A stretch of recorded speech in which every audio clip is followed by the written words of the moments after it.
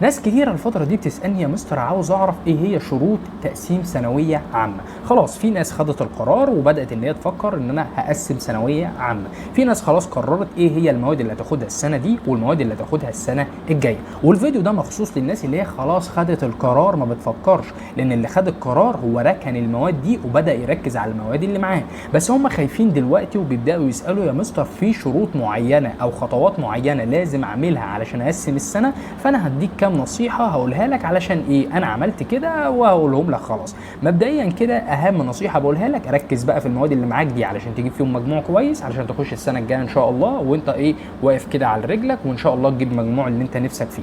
تاني حاجة ما تسمعش لاي حد من زمايلك يقول لك ان الامتحان العربي كان سهل جدا وسلام بقى لو كنت دخلته بس انت قسمته، فتلاقي نفسك ان انت اتحسرت وتخش المادة اللي وراها زعلان. خلاص ما تسمعش لاي كلام. عاوز اقول لك انا كنت موجود في لجنة العربي وانا كنت مقسم عربي. ليه ما كنت موجود يا مستر في لجنة العربي؟ علشان كنت عاوز اخد امتحان الدين. كان الامتحان سهل جدا وكانت الناس بتغش، ولكن انا ما رضيتش اكتب حاجة في الورق. ليه؟ بالرغم ان انا كان معايا زمايلي يقدروا ان هم يساعدوني. خلاص انا مش عارف حاجه في الماده دي، مش هحط حاجه انا مش عارفها.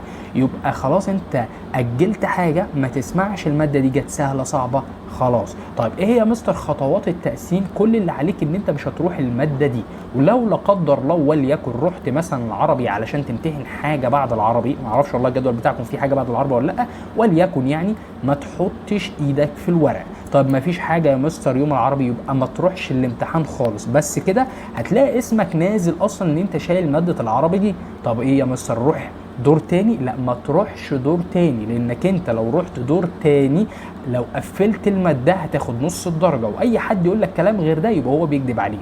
دور تاني قفلت الماده هتاخد نص الدرجه.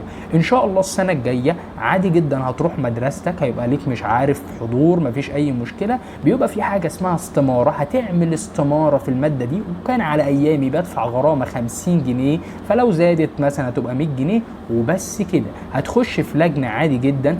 انا كنت داخل في لجنه ملاحق، انت ممكن تخش في لجنه كان في مدارس تانية ما بتخشش لجنه ملاحق، بتخش مع زمايلك عادي. انا كنت داخل في لجنه ملاحق وبتاخد الدرجه بتاعتك كامله. يبقى مفيش خطوات ومفيش لازم اروح عند فلان والكلام ده كله، مفيش اي حاجه. المهم ان انت ما تحضرش امتحان الدور الثاني. ربنا يوفقكم. التأجيل محتاج ان انت تجيب مجموع السنه دي، ما تبقاش خايف، انا هجيب مجموع ان شاء الله، ومحتاج نفس طويل، وان شاء الله ربنا يكرمكم وربنا يوفقكم. والسلام عليكم ورحمه الله.